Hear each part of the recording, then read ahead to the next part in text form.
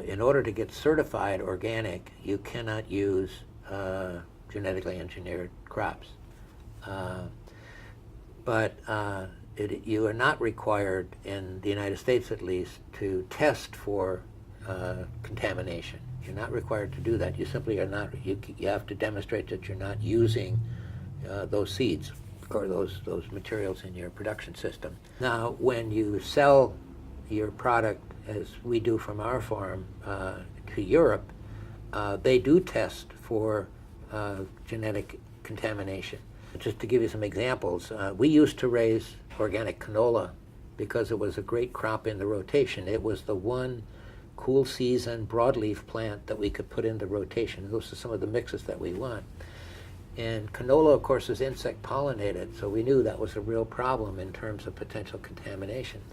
So we talked to a lot of the experts, and everybody said you have to have at least a 2-mile buffer.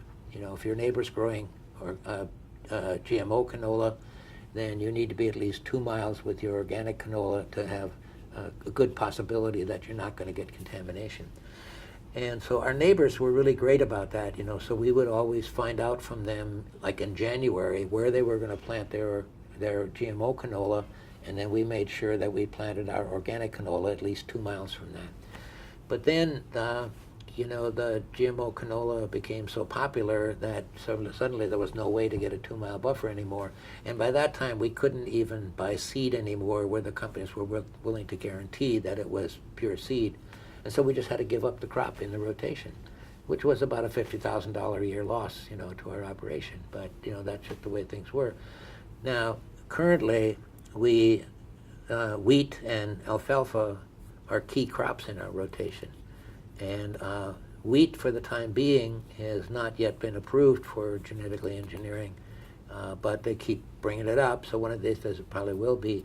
Alfalfa, there is some GMO alfalfa out there, but it's primarily growers who are raising alfalfa for seed, you know, who want that weed suppression. For us, you know, alfalfa is a crop that you use to suppress your weeds. So, you know, I don't see, for somebody raising alfalfa for feed, why they would want to invest in the extra money for that. So I don't know. I'm hopeful that it's not going to take off in places like North Dakota, so that we're probably going to go okay. But if wheat and alfalfa get to a point where we can't raise it without contamination, it will put our farm out of business, because those are really key crops in our rotation.